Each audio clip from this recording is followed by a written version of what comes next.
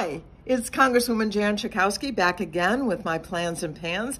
I have a big smile on my face because just a little while ago, the United States Senate passed the American Recovery Act. And that means that $1.9 trillion is going to go into the economy, particularly to the people who need it most. In summary, what this bill does is put money in people's pockets, vaccines in people's arms, and get our children back in school. But some of the specifics include the $1,400 survival check that will be going to people who make an individual $75,000 a year, $150,000 for a couple. We have a $3,600 tax credit for children under 6 years old and $3,000 for children up to 17 years old beyond that. This bill is said to halve the child poverty in this country. Think about it, cut in half. And actually, and reduce by a quarter poverty for adults in this country. It's really fantastic. The first bill in really a generation that is focusing on the people who absolutely need it the most. We are extending unemployment insurance $300 a week until September the 6th. And that will certainly help people who have been struggling with job loss. There's a significant increase in the deductible for childcare, which is so important because there's so many people, particularly women, who have been having to stay at home and not go to work because they haven't had it. So I am just thrilled it's going to come back to the House. I believe that we will, in short order, pass the bill that had come out of the Senate, send it to the President, and it will become the law of the land. And I think we will hear from all over the country a sigh of relief. I wanted to talk to you about another very, very important bill, and that's H.R. 1, the For the People Act. And this is another one, for the first time in many decades, a bill that really reinforces our democracy in an incredibly important way. It fights big money in politics, puts some limits and transparency, and empowers small donors in politics, expands voting rights, ensures that every single person that is entitled to vote will be able to vote, and to make sure everyone is entitled to vote, to end the extremely partisan redistricting that occurs in most states. It creates a national standard for redistricting. It holds elected officials accountable, an incredibly important ethics piece to this. So it enhances our democracy and really does drain the swamp. You know, Donald Trump said he was going to do that. It was exactly the opposite. And the other important bill that we passed this week is the George Floyd Justice and Policing Act. And the whole world saw how George Floyd was murdered right on television, right before their eyes, 8 minutes and 46 seconds of horror watching a man be murdered. And I went to the floor and supported this bill. And in addition to appreciating the leaders in the Congress and the House of Representatives that worked on it, I focused on thanking the activists and ordinary Americans who took to the streets, who took to their devices to pass out the word that we needed to do this bill now, that the systemic racism that this represented, the targeting of people of color by law enforcement had to stop.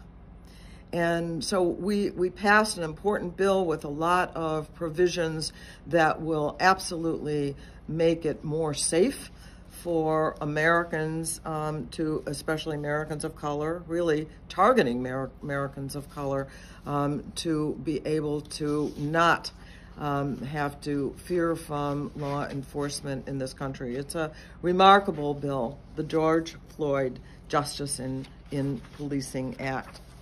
Well, we're still dealing with COVID, but you know that a lot of good things have happened. But I still want to emphasize that yesterday we saw 1,442 new cases in Illinois, and so it's better than it has been, but that's still a lot, and people are still dying.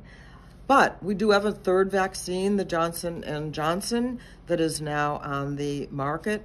The advantage of that is that it takes only one dose, and it can be refrigerated in a regular refrigerator for a pretty, I think it's up to a month. And so, you know, we now have Moderna and Pfizer and Johnson & Johnson, and there are more in the works. And the president has said he hopes by the end of May that everyone will be able to get a vaccine, that there'll be enough supply available.